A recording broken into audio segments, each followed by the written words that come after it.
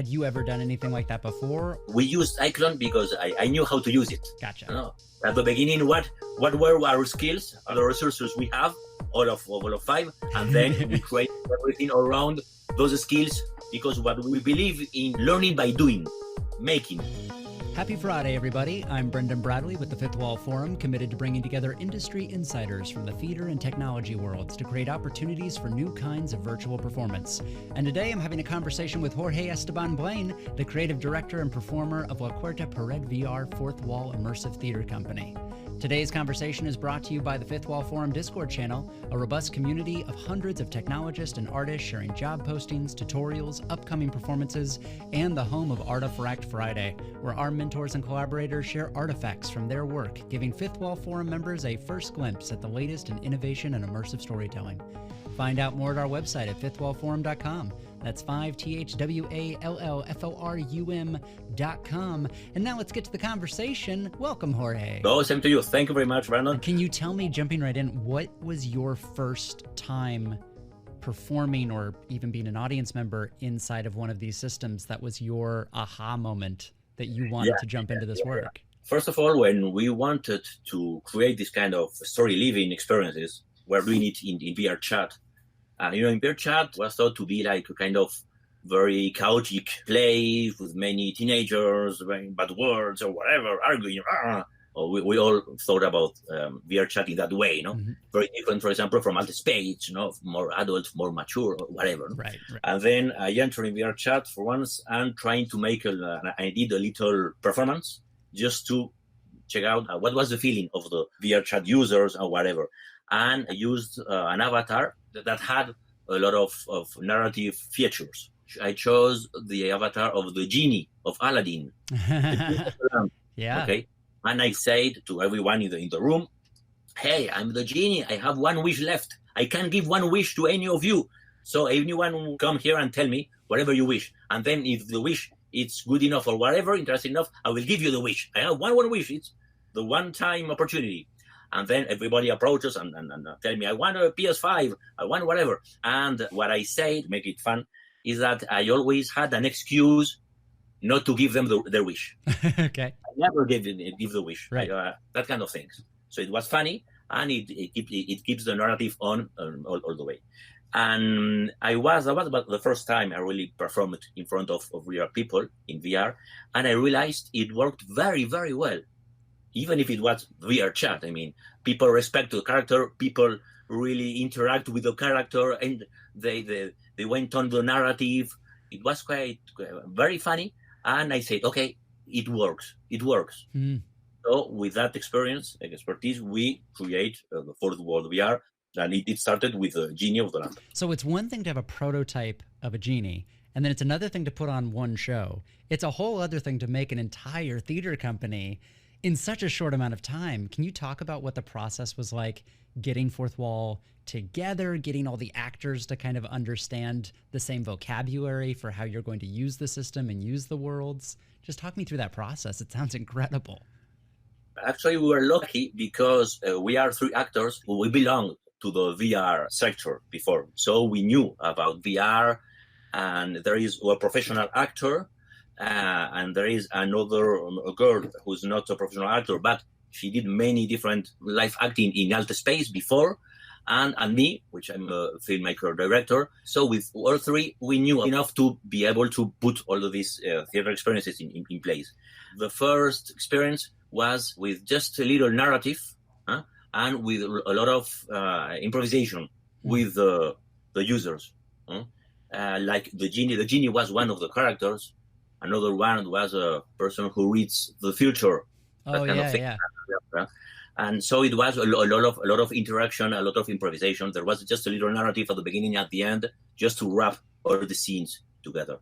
And then we realized that we needed much more narrative just to be able to push the boundaries beyond of this kind of story living system. And now the Conclave of Titans, our second piece, it has much more narrative and less role play.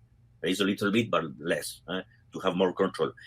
And at the beginning, we created a world in VR chat, and it's quite curious because the world we created, it was meant to be a world in which we could put a bonfire, and there we thought about what about we can tell any kind of story in the bonfire at the beginning. But when we created all the place on the bonfire, it was very thematic. It was so impressive that now it's not just a bonfire in which any kind of story could happen. No. So in the second piece, in the Conclave of the Titans, we tell the story about those titans that surrounds us and why we are here, what happened in that world before, because it's a very impressive world. So at the beginning, improvisation, and little by little, much more storytelling around the pieces. That's what we created. That's so exciting. I mean, can you tell me a little bit about that world building? I know that there's so many in the creative community who feel like that's such a hurdle I have to build everything. You think about, as an independent filmmaker, everybody's now got a camera in their pocket that shoots 4K, and you can do a lot with a little in those worlds. But with here, you have to literally build almost anything that you want to use. And even then you're limited in the amount of megabytes you can have and what textures you can have and how it all renders. Can you talk about what it's like building your set and building your stage? Yeah. First of all, we thought about going to PCVR. Sure. Now we are thinking about going to Quest for the optimization. Right. At the beginning, we thought, okay, we are not thinking about the optimization, but that will be the second step. So now we are going to optimize all the textures and whatever to go to Quest, for instance. And we don't create all the assets. We buy some of them in the stores, but there are other assets that we create. For instance, the Titans, the huge stone material Titans. We created them with the iClone software to create avatars. Cool. And Character Creator, we create the avatars or the 3D models the way we want them. And then we change all the materials to be like stone, huge materials, kind of like Lord of the Rings, the Argonath. Remember the scene of the Argonath, the huge statues, that kind of huge stone statues. And one very important thing is the skybox, because the skybox gave us the name for our company, the fourth wall. At the beginning, we wanted the invisible user to be outside the stage so that they could see what is inside without interrupting the scene or whatever from the outside. So we put like a skybox, that is a kind of fourth wall, that when the user crosses the skybox, he can't see what is outside the skybox, but people who is outside that skybox can watch what's inside. Oh, that's lovely. Okay. So that is a real fourth wall. We have to go through that fourth wall to be on stage. And when we are inside, just we see all the skybox surrounding us. We don't see what's outside. The spectators outside. No, it's a real fourth wall. That's why we are called the fourth wall VR.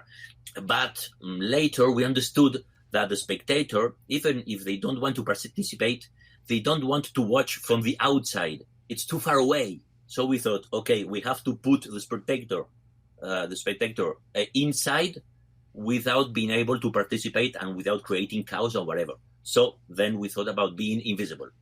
It has they can be inside the skybox, inside the fourth wall, but being invisible and being mute, of course. Very important. Yes.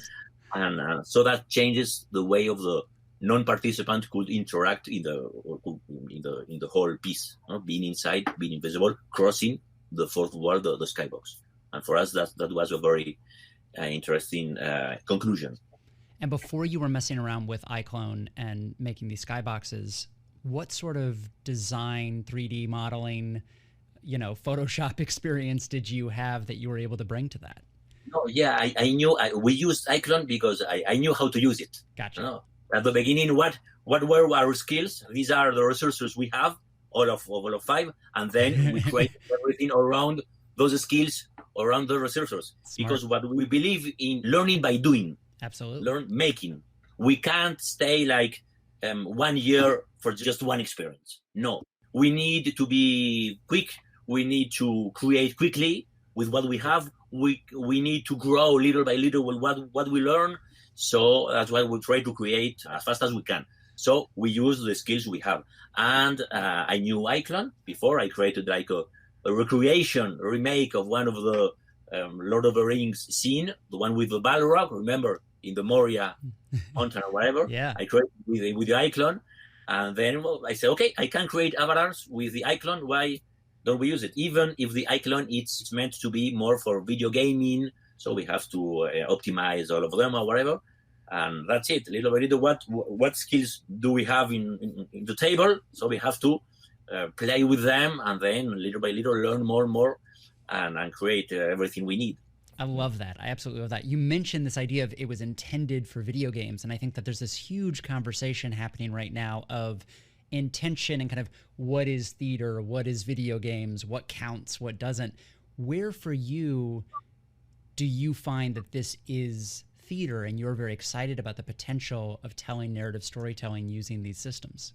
Wow, that's a great question, because I think we are not using the correct word to define what we are doing now. Okay. It's not just theater. It's not just theater. It's not just video gaming. We can have any kind of gamification or interactivity. We can have that. It's not escape room, but it has something around like escape room as well. Mm-hmm. It's not film, but it is storytelling as film. It's not role play, but it has many things with role playing games in common. We need a word to define. It's not just all theater, because theater is absolutely passive, and this is not passive. Ooh. But we have live acting, so that's like theater. Wow. We need a new word for this. It's not a video game. We need a new word, a new way to define what we are doing. It's not easy to communicate what we are doing. I always say it's a mix of theater, it's a mix of role play, to let the people understand that there is kind of interactivity, and also, and sometimes I say it's a mix as well with escape room. Now in football VR, in VR chat, we don't have mini games. In another project we have in France, with our own platform, yes, now we have a lot of gaming with live acting, of course. There is more gaming over there. So it's a mixture of all of these fields. It's not easy to communicate and to say. And saying this, it's just theater. Yeah, we have to be more detailed about that. I mean, you mentioned at the beginning that when these new systems come along, we find ourselves kind of starting over, going back to basics. Is there something from your most early training or craft that you think actually illuminates more of what this is, that's kind of rooted in the past and the tradition of storytelling as we're looking ahead to the future? Yeah, I mean, the basis of the storytelling, conflicts, motivation, characters, evolution, progression of the storytelling, turning points, climax, and whatever structure, it works. And here there is the most important point for me, which I'm developing. It's the level of freedom of the user and the level of control we have in the story, or not. If we give more freedom, we have less control in the story. We want to communicate, or the emotions we want to create. It's not just a way of communicating a story. I think it's a sense of creating emotions, a real experience. That's why I don't call it storytelling. I call it story living, for instance. You live experience, you live a story. Maybe you are not the protagonist because you are not proactive enough to be considered a protagonist in the story. You don't know what to do. But you are a character in the story and you have any kind of agency, and that's give you power. That empowers you, and it's really great to feel that. It's like a real life role-playing game with all the VR dramatical theater visuals, and with the real actors that you can talk to them. For instance, I remember when I played Vader Immortal.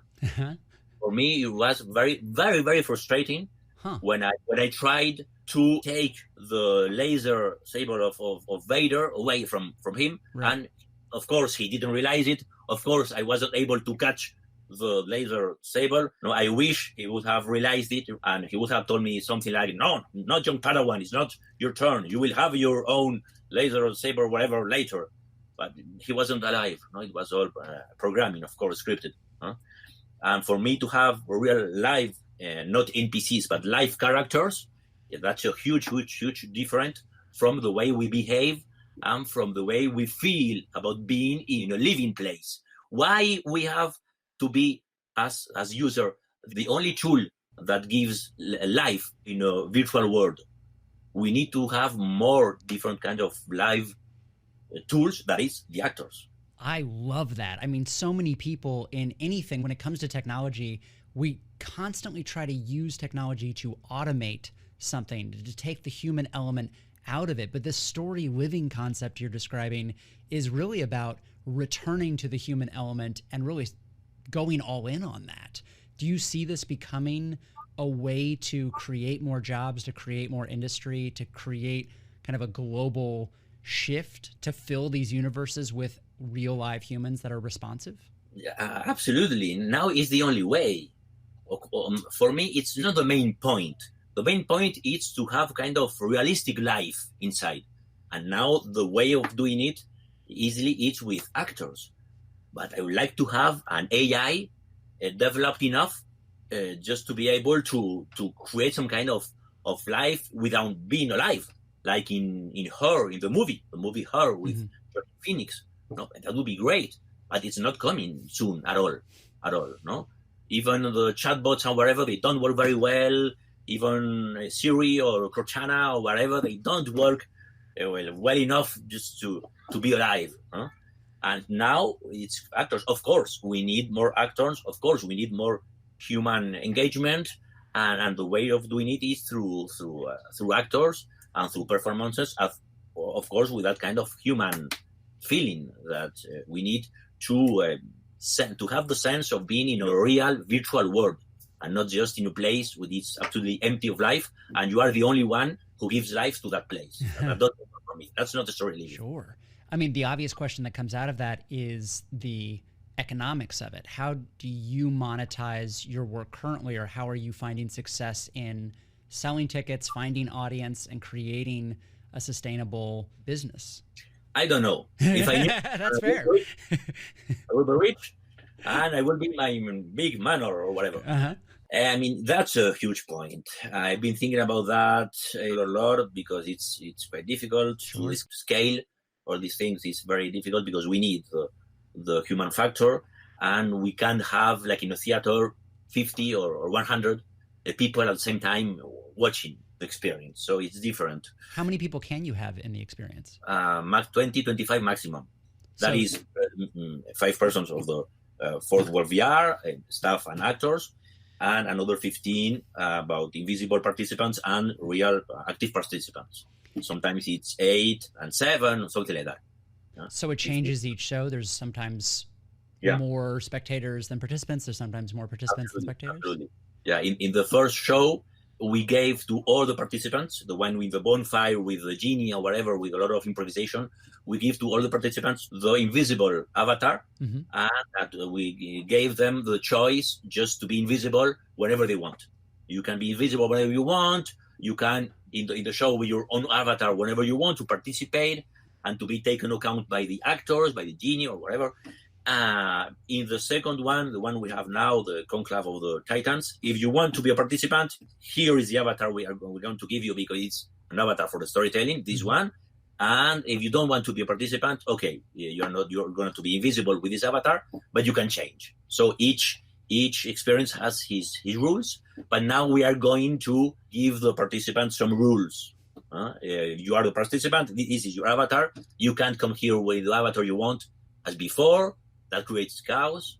This is the moment in which we are. Perhaps in the future we come back to improvisation and you can choose whatever avatar you want and bring your own avatar and let's play with them. But no, now we are in a more storytelling-driven experiences, which I think is the way. I think is the way, as Mandalorian would say. This is the way. Something we like to do on this podcast is to signal boost projects like yours and what you're needing for support or for collaborators. Is there a particular tool or resource or team member that you're currently looking for to add? Not yet, because now we are learning and developing our own skills. There's going to be a moment in which we will arrive to a kind of selling of our skills, and we'll need some programming. We'll need more about VR chat programming. which we are not very keen on that. We didn't know about VRXR programming with Udon and whatever. Right. That kind of things, we will need it in the midterm future, of course. Now, that's why now the interactivity in the VR world in which we created, it's not too developed. Little by little, we are learning about that, and we need more support in that kind of stuff. And of course, if there is any kind of sponsors with a lot of money or funding or whatever, hey, of course, show me your money. Why not? Yeah. Well, for all the developers, programmers, and really rich people listening to this podcast out there, how could they get in touch with you? We have our own webpage, that is cuartaparedvr.com. And as well, we have our Discord channel. Our own community is there. We have our Instagram as well. And this is our channels to create the community and these things. Well, Jorge, thank you so much for talking with me. It was great having a conversation with you. Oh, thank you for your interest. And wow, what I told you, keep going this stuff. Like this work is great. We really need this kind of support. All the theater industry, which is very small. We're just a few people doing this all around the world. It's incredible. Thanks so much to Jorge Esteban Blein for the conversation. If you want to join me on the show, find me online at the handle Brendan A. Bradley or go to fifthwallforum.com to find out more. I'm Brendan Bradley wishing you a happy Friday, and I'll see you next time.